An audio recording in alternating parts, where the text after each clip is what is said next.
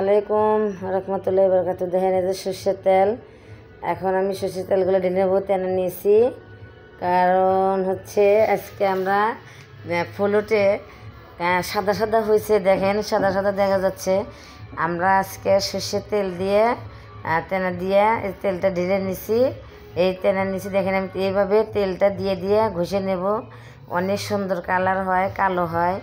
যদি সাদাও থাকে তারপরে কালো হয়ে যায়, দেখতে অনেক মজা। কিন্তু আমরা এইভাবে দেই। এই যে ভিজে ভিজে নিচ্ছি আমি আর আমার ভাবি, ভিজে ভিজে ফুলটার মধ্যে দিয়ে দিচ্ছি, মুছে মুছে তেল দিয়ে দিয়ে এইভাবে তেল দিয়ে দিয়ে আপনারাও মুছে দিবেন।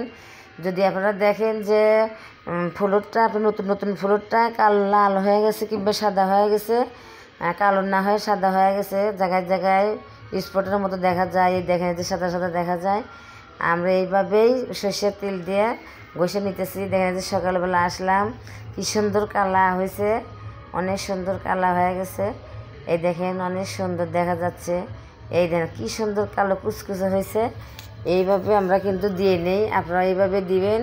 এখন এই যে মুছে নেব, দেখেন এই যে মুছে নিতেছি, কারণ যে পিছলা হয়ে গেছে, অনেক পিছলা। এই তেনা দিয়েই মনে করেন যে আবার আমি গেঞ্জির তেনা দিয়ে হোক আর সুতির তেনা দিয়ে হোক, আপনারা কিন্তু এইভাবে মুছে মুছে নেবেন, যাতে এইভাবে না মুছে ঢুকবেন না, তাহলে কিন্তু পড়ে যাবেন। যেটা আমার ঘরটা গোছানো হয়েছে, একটা রুম কেবল গোছানো হয়েছে।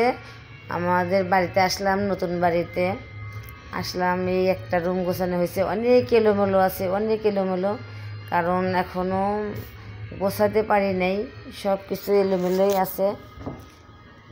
এত কি সহজ নতুন বাড়ি আসা, অনেক জিনিসপত্র, অনেক জিনিস, কারণ গোছাইতে অনেক কষ্ট হচ্ছে আমাদের, অনেক কষ্ট।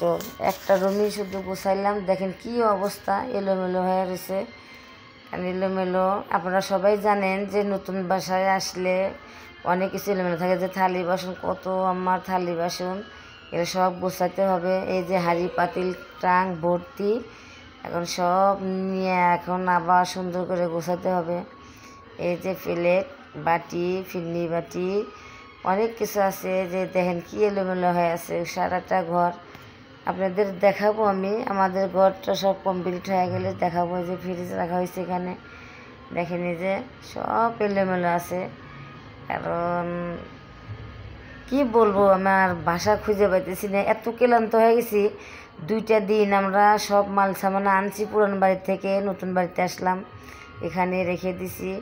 এখানে সব কিছু রাখা আছে, দেখেন হাঁড়ি পাতিলের বস্তা ভর্তি, সব বস্তার মধ্যে রেখে রেখে দিছি। এই যে খাট, সব কিছু এগুলো এইভাবেই রাখা হয়েছে। আর এখন যেটা আমার বোনের একটা এখানে নিয়ে আসা হয়েছে, রাখা হয়েছে। এই যে সেলাই মেশিনের এটা সব, এই দেখেন কি অবস্থা। কারণ আপনাদের কেমন লাগতেছে জানি না, আমার কিন্তু অনেক কষ্ট হয়েছে। আমাদের সবাই মিলে কাজ করা হয়েছে। 5টা রিক্সা নিয়েছিলাম, সব আনা হয়েছে। 5টা রিক্সা ভরে ভরে, ভ্যান ভরে ভরে আনা হয়েছে মাল সামান গোছাবো। কারণ গোছাতে গোছাতে তখন সারা বেলা যাবে। এখানে ওয়াশিং মেশিন আছে, এখানে তোষক মুসুক, দেখেন জাজিম খাট মাট, এখানে কিছু কিছু করে পারা হয়েছে, এখনও কমপ্লিট হয় নাই। অনেক ক্লান্ত লাগতেছে, কারণ এত ক্লান্ত লাগতেছে। সারাদিন আমি নামাজ কালামটাও পড়তে পারি নাই। আবার হচ্ছে যে এখানে রাখা হয়েছে, এখানে আবি জাবি যা অনেক কিছু আছে। কারণ গোসলও করতে পারি নাই, নামাজও পড়তে পারি নাই, আমার অনেক কষ্ট হয়েছে। বেসিং দেওয়া হয়েছে, এখানে রান্নাঘর, কিচেন রুম, এখানে বারান্দা, এখানে সব কিছু আছে। যে হাঁড়ি পাতিল, এখানে কত বড় আমাদের বিল্ডিংটা। এখানে যে ওয়ার্ডরোব রাখা হয়েছে, এইমাত্র গোছানো হচ্ছে। আপনাদের গোছানো হয়ে গেলে আমি দেখাবো। যে বিশাল বড় বাড়ি আমাদের, মাশাআল্লাহ। আমিও সবার জন্য দোয়া করি যে আল্লাহ তাআলা যেন সবাইকে বাড়িঘর করতে দেয়। এটা আমাদের টয়লেট, খুব বিশাল বড় টয়লেট। ঢাকাতে কিন্তু একটুখানি টয়লেট দেয়। আসসালামু আলাইকুম।